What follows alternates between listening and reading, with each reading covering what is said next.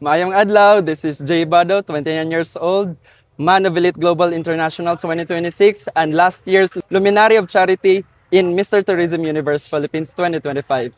Wow, hello. Welcome Hello to po, Pageant thank you po for featuring in your page po. It's a great privilege po. Wow, congratulations for winning an Thank you so much po. international title.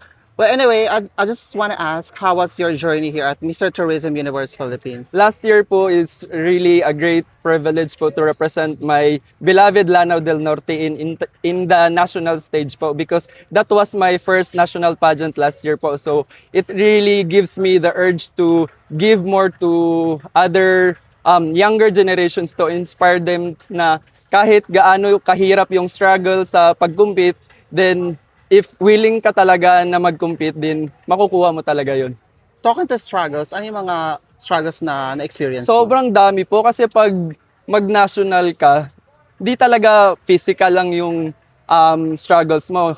Nandyan yung mental, and most especially the financial. Kasi po, that time po kasi my hometown, marami po kasing nangyari. So, hindi po talaga ako nabigyan ng malaking budget.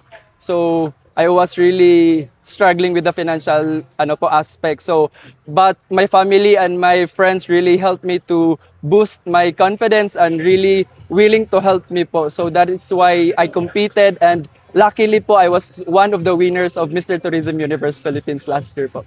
Congratulations. Thank you so much po. And you have mentioned your international title. Yes po. So last year po, nanalo po ako sa MTUPH 2025, and I was awarded to Man of Elite Global International to represent our country in the national stage, international stage po in Vietnam. So I was competed in Vietnam po last January 27 to February 3 po in Ho Chi Minh City, Vietnam. So luckily I was the grand winner of Man of Elite Global International po.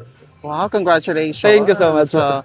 Ano naman yung pinaka-mahirap na naranasan mo sa pag-compete sa international? Iba naman po yung struggle sa international kasi short lang yung preparation namin parang ilang months lang. So, yung prepare ko talaga is dapat, kasi pag international, dapat yung katawan mo talaga, prepared ka, not just only your physical, but your emotional and physical aspect po talaga, dapat ready. And also, I'm really thankful po sa organization po na maging smooth lang yung transition namin palipad ng Vietnam, kasi po tinulungan po kami nila sa financial aspect po.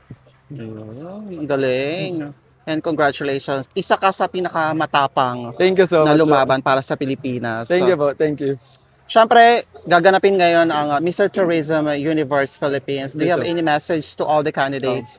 To all the candidates in the second batch of Mr. Tourism Universe Philippines, all I want to share is be yourself always, be confident, and always believe in yourself, kasi yun yung magpapakita sa'yo sa stage na you have the winning glow po. So always believe in yourself, kasi yun yung tatatak sa mga judges One last na lang, dear. Aside from joining the pageants, what do you do for a living? Currently po, I am a government employee. I am a civil engineer at Department of Public Works and Highways po. Wow, congratulations. Talaga nakaka-proud. Thank you po, thank you. And social media platforms. Okay. Hi guys, please follow my social media, Jay Bado, and also in my Instagram, only JJ. Thank you po. Thank you, Jay. Thank you It's nice po, to see thank you, you. thank And you. congratulations. Thank you po.